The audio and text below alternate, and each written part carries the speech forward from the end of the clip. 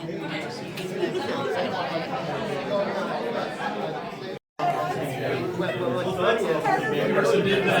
who went on?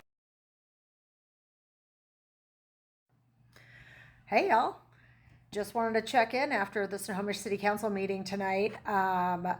It was more packed than it was 2 weeks ago, and there were more antis there. And I call them antis because the people that are against the Pride Parade are the same people that are anti-abortion, that are anti-women's freedom, anti-women's voting, anti-equality. They're antis. They're anti anything that has to do with fucking being humans, humanity, kindness, empathy, the whole gambit. So it was great though. They did have some new speakers and it got a little bumpy in there. Like I knew it would, and I was bummed because my new little camera that I should have known was shitty, too many good reviews, hardly has any battery life. So I'm going to have to see what I get, because I don't know how much the city council cameras are going to pick up some of the heckling, booing, and little chatty conversations that were going on towards the back of the room where I was. So I will say that I'm very proud of this community. I mean, we had people that came down from Stanwood to this, Marysville, Everett, Mill Creek. They are the minority and they know it. And here's the thing that sucks, dude. I fucking hate the way that y'all believe, but that's your personal belief. Don't go to the Pride Parade if you don't want to. Keep that shit to yourself. And here's the thing that fucking kills me. They're so mad about a parade once a year, and they feel that their children are being indoctrinated and they can't escape it. Like this one guy that got up and spoke.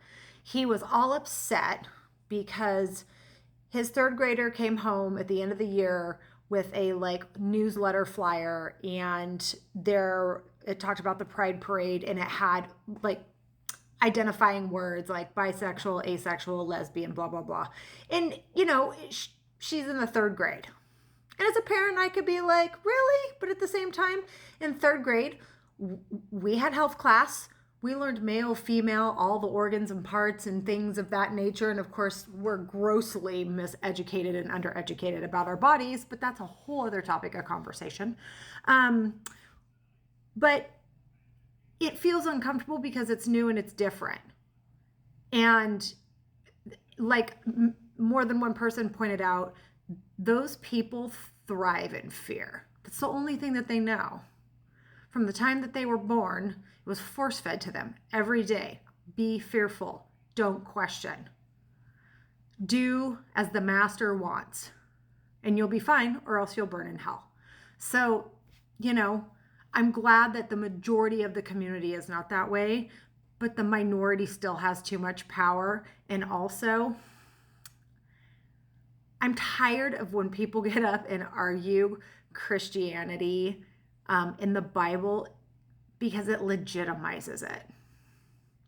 Like it's real. Like it should have a place in our politics. It should not. There should be no place at all in our politics, in our decision making every day, that has to do with some person's specialized belief system that's all theirs. There's just no way around it.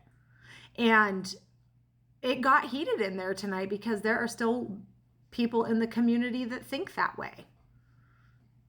And that it's all about their religion and that it should be in government. Not one of those people that were objectors up there tonight objected to anything other than my religion, my super conservative ideology belief system dictates that I'm scared of anything that has to do with sex, and therefore nobody else can express and be who they are and have open and honest conversations.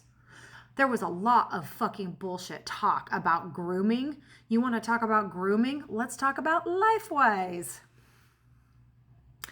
You want to say that you're concerned about things that are inappropriate for kids, but yet you're fine celebrating the crucifixion of a man and wearing his torture adornment device around your neck, reenacting a crucifixion with children by putting them up on a fucking cross with fake blood. Or LifeWise got pieces of cardboard out and had kids reenact the blood magic of painting the lamb's blood across the top of the doorway so their babies didn't die. out of the Bible, of course.